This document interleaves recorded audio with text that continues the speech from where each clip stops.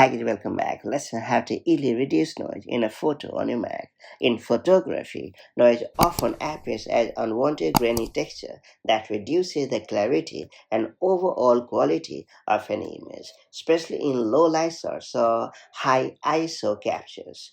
On a Mac, reducing noise in a photo is easier than ever before thanks to a pretty handy native feature.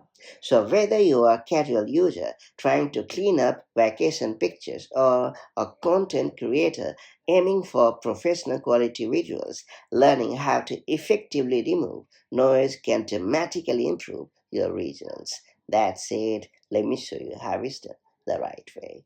So first you have to launch the Photos app on your Mac, and then you have to head over to the image in question. And then you have to hit the edit button located at the top right corner of the screen. After that, you have to hit the adjust button. Then you have to select noise reduction option.